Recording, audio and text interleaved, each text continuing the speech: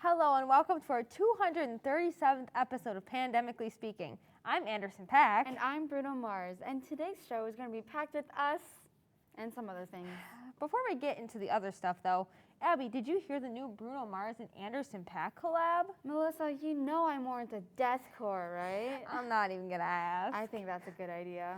I think that's as good enough of an intro to Scott Smith's Whack Attack as we can get.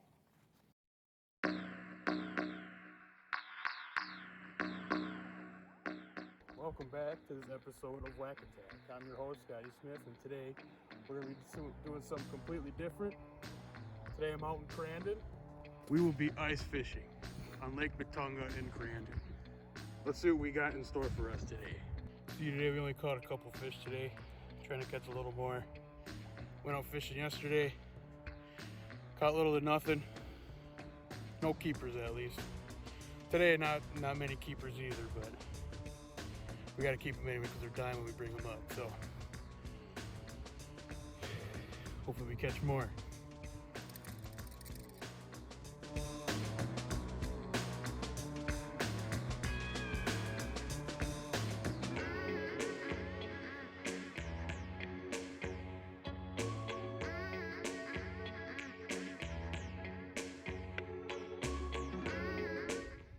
Update.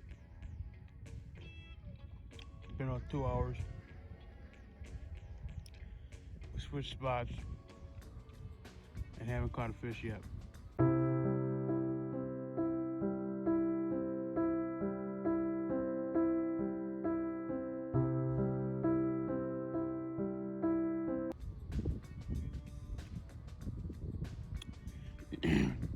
Yeah. So going good so far. Since we're not catching anything out here right now, sit out here for lunch and eat some food. Alright, checking back in about an hour later. As you can see,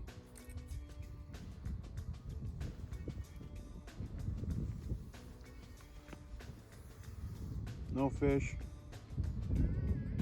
Been out here since maybe 8. I think it's about 11:30 right now, so 4.5 hours, haven't caught anything yet. It's kind of cold out. The sun's warm, but the wind's freezing. Yeah. So got my drink in hand. Just kind of relaxing at this point, not really feeling any fish or anything, so yeah. So I might check in later, see if anything happened.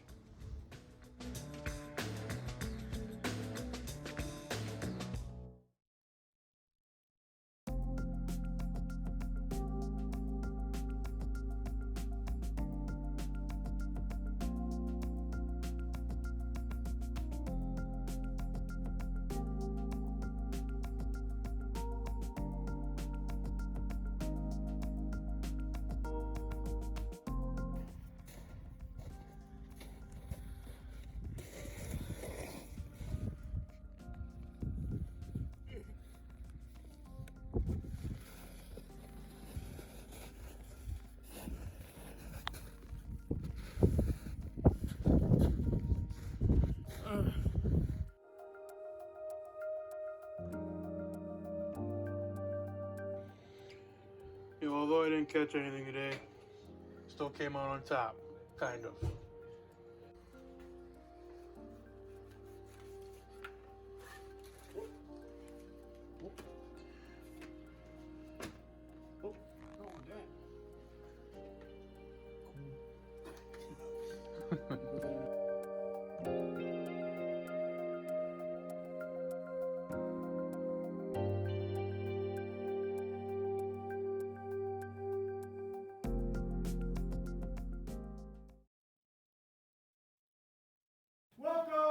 So Wisconsin hunters were pretty pissed this week. They had to be. They killed 216 wolves in like 3 days. Isn't that a line from our show? What, Woke Wisconsin? Do we have another show? I don't know. Last week's mix-up was pretty confuzzling. You know what else is confuzzling? What's that, Melissa? Wisconsin state laws. Okay, so the other day, I went on a road trip with my friends, right? Ooh, sounds like fun. Where did And you... we got stuck on the road for like 30 minutes. What? Why? And we were in the middle of nowhere. Okay, And we saw dogs on the road. Dogs? Yes, dogs. Okay, let's just get to the point already, because this is being dragged out too much and it's really unnecessary. Fine. Can you guess what they were doing? No. They were herding cows. Oh, what's so amazing about that? Weirdo. Are you staying woke on Wisconsin's laws? Because I know I am. Hi, I'm your host, Melissa. And I'm Abby. And Abby and I were just talking about her road trip, and it reminded me about today's law that we're going to talk about. And that is? It has to do with cows. Oh my gosh, I love cows. They're so cute. Yeah, they're so cute. But did you know that you have to give cows, or we'll say livestock in general, the right of way when they're crossing the street or whatever they're doing? I did not know that, but obviously that's the only right thing you can do. Well, that's it for today's episode. Hope we woke you up this afternoon with this weird Wisconsin law. I'm Abby. And I'm Melissa. Tune in next week to stay woke. Let's say move out of the way together. Ready? Move out of the way. Move out of the way. Good one, right? I can't believe we forgot it again. I can't believe they killed over 97 more wolves than allowed. Don't change the subject. Fine, I was busy. Doing what? Eating. What else would I be doing? Well, I mean, I hope you'd be doing your job. Eating is my job. It's not on the script. Yes, it is. It says right there. Eating is my job. Okay, fine. Eating is your job. Hosting the show is also your job. And so was putting in the wolf story. It wasn't in the script. Well, maybe you wouldn't have to eat so much if the food you had a little bit more flavor.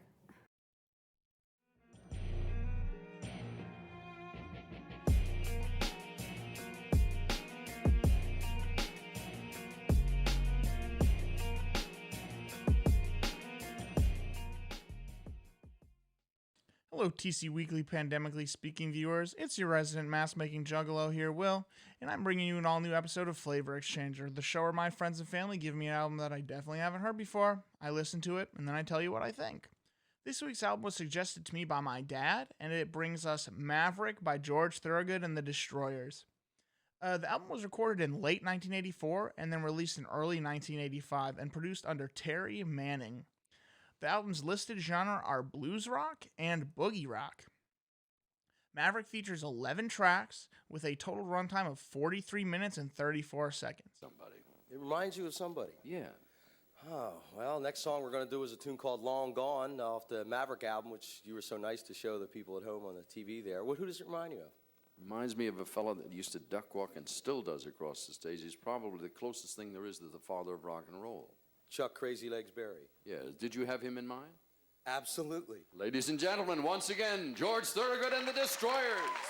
I've always known who George Thorogood was, and I've heard some of his songs here and there, but I've never sat down and actually listened and absorbed an entire album start to finish from him. The top 5 notable tracks to me, just in order of playing, are track 1, Gear Jammer, track 2, I Drink Alone, track 3, Long Gone, track 6, Dixie Fried, and track 8, Memphis Marie. If I had to pick one definitive choice for my favorite song, it would definitely be Gear Jammer. Not only is it a good song on its own, it just gives me a lot of nostalgia of being younger and working on projects in the summer in the garage with my dad. And my dad and I have a really cool music relationship where he brought me up on a ton of good classic rock and metal and 80s music and all that jazz. And I've kind of rubbed off some of my music choice onto him as well, like the band Mushroomhead. And as per usual, I'm really glad I listened to this album, and I did really enjoy the sludgy blues influence mixed with the fast, ripping riffs of the guitar, in a collective band sound that was absolutely great and altogether a great listen as always. And that concludes this week's episode of Flavor Exchanger. If you like what you saw and you'd like to see my other art shenanigans, check out my Instagram at Wisconsin_mask_collector or just Wisconsin Mask Collector on Facebook. Thank you.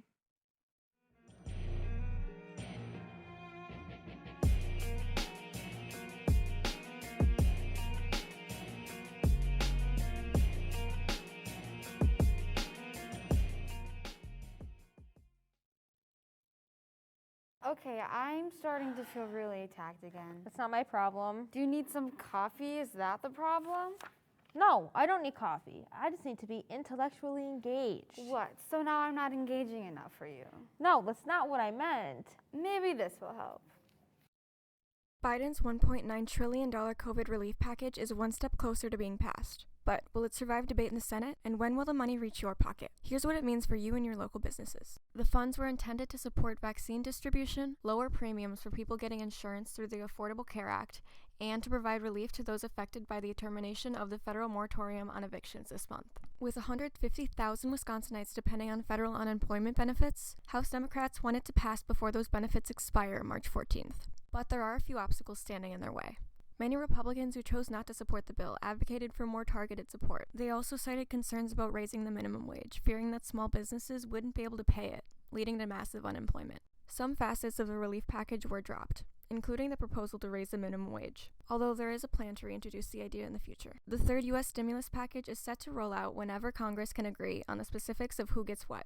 Senate Democrats are set to unveil their version of the bill on Wednesday. Under 7,500 active cases reported in the state, and over 700,000 Wisconsinites newly eligible for the vaccine on March 1st. Are you one of them? Newly eligible groups include educators and childcare staff, people enrolled in Medicaid long-term care programs, some public-facing essential workers like grocery store employees, non-frontline essential healthcare staff, as well as living facility staff and residents. Contrary to recommendations made by the CDC, the state of Wisconsin will not move people with chronic conditions up the list of vaccine eligibility. A new vaccine has been approved for use in the U.S. When will it reach Wisconsin, and what's so special about it? The Johnson & Johnson vaccine was approved by the FDA and the CDC over the weekend. It's the first single-dose vaccine to reach approval in the U.S. It's also less sensitive to conditions like temperature. If all goes to plan, Wisconsin is set to receive over 40,000 doses next week. So, what else has the Biden administration been up to? Here's the list of the top 5 most influential executive orders and memorandums that you missed. Biden signed an executive order addressing the causes of immigration and setting a plan for what to do with them once they reach the U.S. He also set up a task force to reunite families. Biden signed an order strengthening Medicaid and the Affordable Care Act. Biden also introduced a memorandum protecting LGBTQ+ rights, as well as protecting the rights of Asian Americans and Pacific Islanders from xenophobia and racism. For more information on the Biden administration, visit the link below. I can safely say that that did not help. What, now Joe Biden isn't engaging enough for you? Okay, now I'm starting to feel attacked. Just be glad you're not Lady Gaga's dog walker. I don't think I'd have the time. Thank you, ladies, and welcome back to another segment of A Handy Minute. Today we'll be talking about how to clean your dishwasher and your vents for either your microwave or your hood. Now, there are many dishwashers out there. For the most part, they have a fine mesh filter and a coarse mesh filter. You can pop these out rather easily for newer models.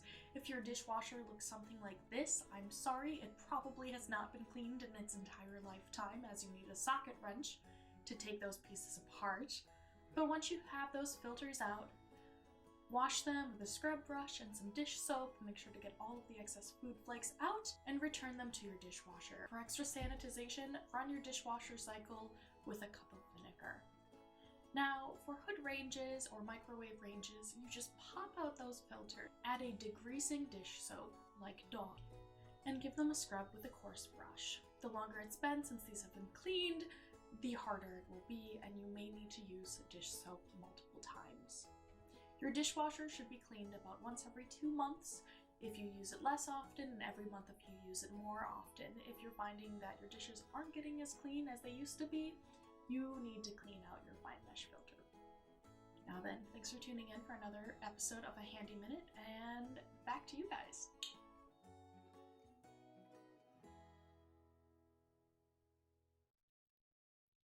Eleanor looks like she could walk Lady Gaga's dog. Is that an insult or a compliment? It's a compliment. She's definitely got the aura for it. Oh, well, Caesar Milan better watch out. I thought Caesar Milan was dead. That was 2014. Wait, so he was so powerful that he resurrected like Jesus? He never died. Wait, so he was so powerful that he never died and then was resurrected like Jesus? I think you're missing the point. Wait, so there was a point in time when he was so powerful that he never died and then resurrected like Jesus. Yup. Okay. Work, work, work, work, work, work. Every day I work, work, work, work, work, work, work, work. Every day I work, work. Hello, ladies and gentlemen. Today on Behind Bars, we will be going through the do's and the don'ts of the rap game during the national pandemic. Last week, we talked about artists or rappers that took their bars a little bit too seriously. That leads us right into our first don't for rappers during the pandemic. The first don't on the list would be that rappers need to make decisions and smarter moves so they don't end up behind bars. This should be well known in pandemic times or in non-pandemic times. You will lose a massive amount of fans and following if you get locked away and can't push out content. This will also set you back on the projects you were going to make or plan for the future. Especially during this time of work relief, wouldn't you want to be working on those projects? I would. As we often do, artists and rappers should stay engaged with their fans, followers, supporters, and spectators on all and any social media platforms. This also includes our next do: staying creative and staying creating. During the pandemic, I made my album, Oxygen. Here's a shameless plug.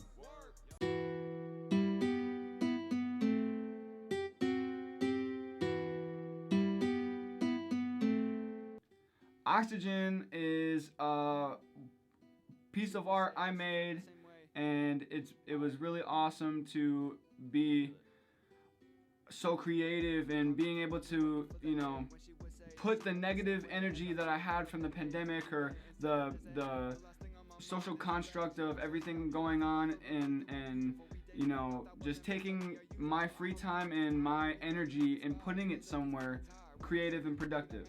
That was some heat, wasn't it? Our next do is rappers should find creative ways to brand themselves and make money during the pandemic, or any time for that matter. Rappers should find ways to make money like verses, collaborations, selling merch online, etc. Oh yeah, we talked about this in previous episodes. Let's drop some more do's and don'ts on them. Another do would be move around the pandemic, not around. Going around the pandemic will only get you so far, but working with it can actually grow you financially and mentally through the pandemic. We see a lot of artists reaping what they sow. You are the only one accountable for your success. Even when setbacks happen, you work with them. Like Bob Ross said, we don't make mistakes, just happy accidents. Be the artist that inspires others to create change and invoke unity and solidarity and encourage growth and development in the community and beyond. That's a good follow-up to our last don't. Don't use the pandemic to make excuses, lack creation, or be uninspired. Thank you for watching. Have a great day. I love that day could be bad instead of just say, hey, could I have you tomorrow? Could I have you tomorrow? I tried too hard, we were young, dumb, and too focused on fun. Let's go and play in the mud. I hope you could like me for me. Those bars were so intergalactic. I bet Perseverance can hear it all the way from Mars. But it wouldn't hear it for another 13 minutes and 48 seconds. The show's going to be over by then. That doesn't mean he can't still hear it. Did you just misgender a robot? You didn't even try to get it right. You didn't even ask. That's not my job. It's not in the script. True. You know what our job is, though? I don't know. I don't really read the things that I sign. We literally do a show on Wisconsin laws. Oh, yeah. I remember now. Check us out on all of our social media platforms. Thanks for watching. I'm Abby. And I'm Melissa. And I'm Sky. And this was Pandemically Speaking.